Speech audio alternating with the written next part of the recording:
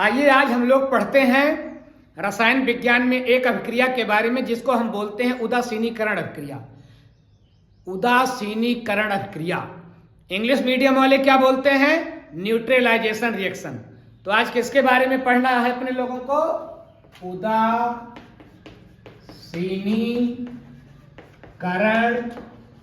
अभिक्रिया। English medium वाले क्या बोलेंगे? न्यूट्रलाइजेशन रिएक्शन, उदासीनीकरण अभिक्रिया।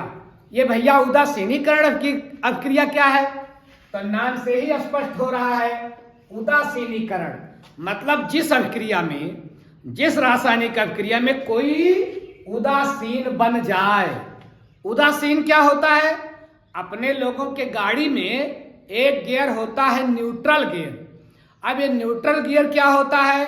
न्यूट्रल गियर में अगर गाड़ी है तो न आगे जाएगी न पीछे जाएगी, तो वो गियर कहलाता है न्यूट्रल। न इधर जाएगी न उधर जाएगी। और देखें अपने लोगों के गांव मोहल्ले में कुछ लोग भी ऐसे होते हैं जो उदासीन होते हैं। वो कहते हैं भैया न मुझे इस पार्टी में रहना है न उस पार्टी में, न उनके ऊपर लाभ का कोई प्रभाव है न हानि का, न मान का कोई प्रभाव है न अपमान का। तो ऐसे लोग कहलाते हैं उदासीन। न्यूट्रल अच्छा गुण है, उदासीन रहना अच्छा गुण है। देखो भैया अपने लोगों के चारों तरफ जो भी पदार्थ पाए जाते हैं, सारे पदार्थ में तीन में से एक गुण जरूर होगा। कौन कौन सा गुण? या तो अपने लोगों के चारों तरफ जो पदार्थ पाए जा रहे हैं उनमें अम्लीय गुण होगा। कैसा गुण होगा? अम्लीय। अगर अम्लीय नहीं होगा तो क्षारीय, और क्षारीय नहीं होगा तो उदासीन। ध्यान रखिए अपने लोगों के चारों ओर जो भी पदार्थ पाए जाते हैं तीन गुण से ओतप्रोत होंगे। किसी में अम्लीय गुण होगा, अम्लीय नहीं होगा तो क्षारीय होगा, क्षारीय नहीं होगा तो उदासीन होगा। अब ध्यान रखें आप कि अम्लीय और क्षारीय अगर खुदा न खास्ता ये कहीं मिल गए दोनों तो बना लेंगे उदासीन। अम्ल और क्षार दोनों मिल जाए तो बन जाएगा उदासीन। अम्लीय पदार्थ धन, क्षारीय पदार्थ कैसा पदार्थ? उदासीन पदार्थ। तो अब इसी आधार पर हम लोग परिभाषा भी सेट कर सकते हैं। क्या कर सकते हैं? अम्ल व क्षारक के, ध्यान से सुनिएगा, अम्ल व क्षारक के जलीय विलयन में अभिक्रिया कराने के उपरांत, अम्ल व क्षारक के जलीय विलयन में अभिक्रिया के बाद जल तथा लवण का बनना उदासीनीकरण अभिक्रिया कहलाता है। फिर से सुने, अम्ल व क्षारक या अम्ल या क्षार के जलीय विलयन में अभिक्रिया कराने के उपरांत अभिक्रिया कराने के फलस्वरूप जल तथा लवण का बनना ही उदासीनीकरण अभिक्रिया कहलाता है।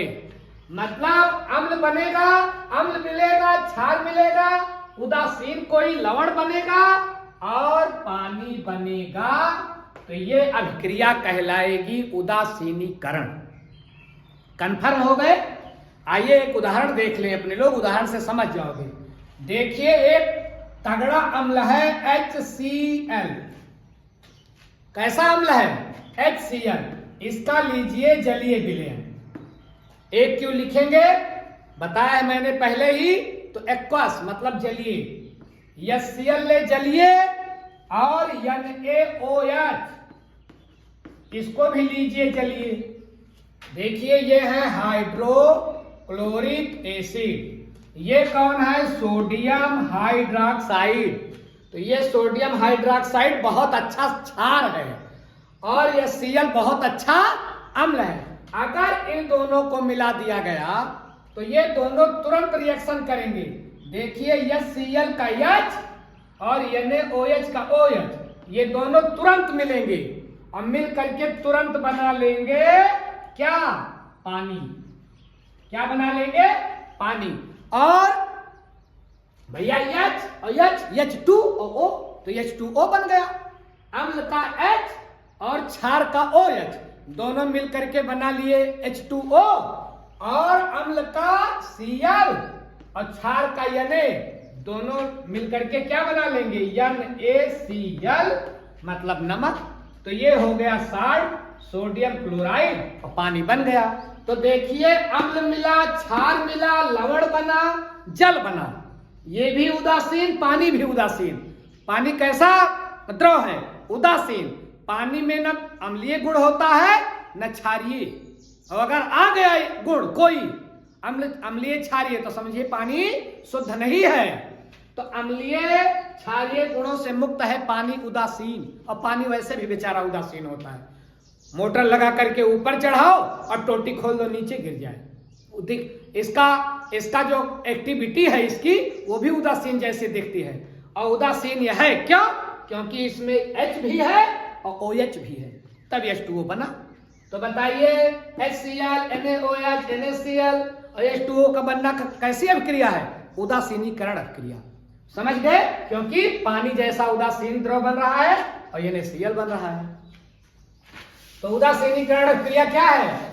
उदासीनीकरण अभिक्रिया है कि अम्ल व क्षार के मिलने से जब कोई लवण बने और पानी बने तो उसी को बोलेंगे हम उदासीनीकरण अभिक्रिया। एक अभिक्रिया और देखिए, एक अम्ल लीजिए HNO3, नाम सुने हो, यह है नाइट्रिक एसिड। क्या है? नाइट्रिक एसिड अम्ल है ना। और इसको और ये ध्यान रखिएगा, ये भी जलीय विलयन होगा, जलीय विलयन।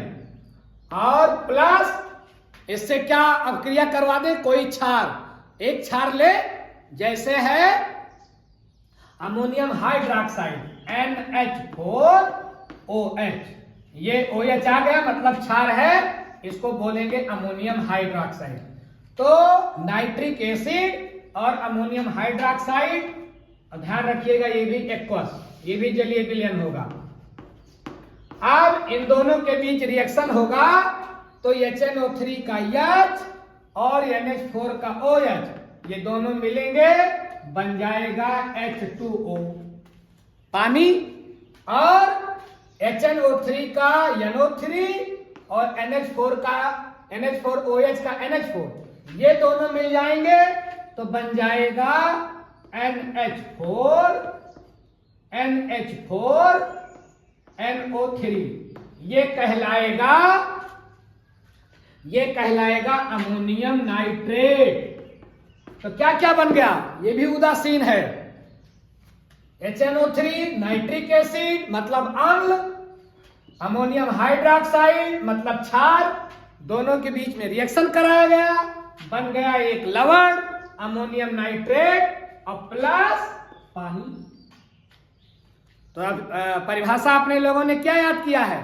परिभाषा अपने लोगों ने याद किया है कि अम्ल की अभिक्रिया के जलीय विलयन में, अम्ल और क्षारक के जलीय विलयन में अभिक्रिया कराने के बाद लवण और जल का बनना ही उदासीनीकरण है। तो साल्ट और जल बन रहा है। तो ये दोनों रिएक्शन जो अपने लोगों ने पढ़े किसके उदाहरण हो गए? उदासीनीकरण अभिक्रिया के। और भैया थोड़ा अपने लोगों के दैनिक जीवन में भी देख लें कि उदासीनीकरण का क्या उपयोग है।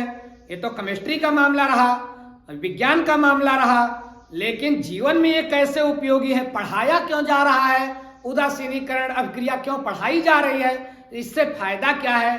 तो ध्यान रखिएगा, अपने लोगों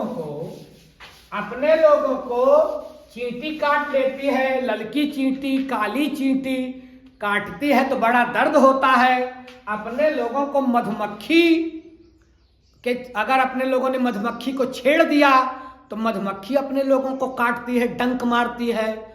और कहीं अपने लोगों ने कोई सामान उठाया घर में तो बिच्छू है, उसने टपाक से अपना डंक मार दिया, तो बिच्छू के डंक, चींटी और मधुमक्खी, ये सब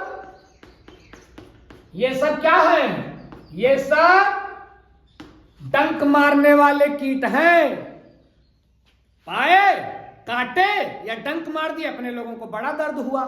तो ये लोग जब काटते हैं अपने लोगों को डंक मारते हैं तो पता है कि क्या छोड़ देते हैं, ये एक जहरीला पदार्थ छोड़ देते हैं अपने लोगों की त्वचा में, उसको बोलते हैं फार्मिक एसिड। Formic acid. तो चींटी के डंक में फार्मिक एसिड, मधुमक्खी के डंक में फार्मिक एसिड, बिच्छू के डंक में फार्मिक एसिड। इनका सबका मजा वही जान सकता है जिसको इन लोगों ने डंक मारा हो, बताने से समझ में नहीं आएगा, गजब का दर्द होता है। अब क्या होता है कि ये सब की अपने लोगों की त्वचा में फार्मिक एसिड डाल देते हैं। तो कभी बचपन में अगर ऐसा अपने लोगों के साथ हुआ है तो अपने लोगों की मम्मी दौड़ती थी, जहां डंक मारा रहता था वहां जल्दी से पेस्ट रगड़ देती थी, और जो है खाने वाला सोडा अगर किचन में है तो उसको लाकर रगड़ देती थी, बचवा ठीक हो जाए, बचवा ठीक हो जाए। दवा लगा देती थी, डॉक्टर के पास पहले दौड़ी हुई नहीं जाती थी। तो अब ध्यान रखिए कि एसिड, ये चींटी, मधुमक्खी और बिच्छू ने एसिड डाला। अब एसिड को मारने के लिए किसको बुलाया जाए? तो एसिड का दुश्मन है क्षार, अभी अपने लोगों ने पढ़ा। तो एसिड मतलब अम्ल और क्षार मतलब बेस, अगर मिल जाए तो उदासीन हो जाएगा, प्रभाव, अम्ल का प्रभाव खत्म हो जाएगा। तो मम्मी इसीलिए दौड़ी दौड़ी किचन की ओर भागती थी और बाथरूम की ओर जाती थी कि पेस्ट लाकर लगा देती है और खाने वाला सोडा ला करके उस पर रगड़ देती हैं। क्या फायदा होता है? तो फायदा यह होता है कि खाने वाला सोडा क्षारीय, पेस्ट जो हम लोग करते हैं वो क्षारीय होता है। तो क्षारीय और बिच्छू का डंक अम्लीय, दोनों जब मिलते हैं तो होता है रिएक्शन। कौन सा रिएक्शन? उदासीनीकरण रिएक्शन। उदासीनीकरण होगा तो अम्ल का प्रभाव खत्म, दर्द हो जाता था छूमंतर, मम्मी के घरेलू उपचार से। तो उदासीनीकरण अभिक्रिया आपके परीक्षा के लिए तो महत्वपूर्ण है ही, आ जाती है 2 नंबर 4 नंबर में। 1 नंबर में कि क्या है, उदाहरण सही समझाओ। लेकिन उदासीनीकरण अभिक्रिया का अपने लोगों के जीवन में भी महत्वपूर्ण योग वो है, जानकारी रखना बहुत महत्व की बात है। क्यों? क्योंकि अगर जानकारी रहेगी तो जैसे डंक मारेगा कोई क्षार हम रगड़ देंगे। तो ये छोटी सी जानकारी रही उदासीनीकरण अभिक्रिया के बारे में। ऐसे ही जानकारियों के साथ आगे भी मिलेंगे।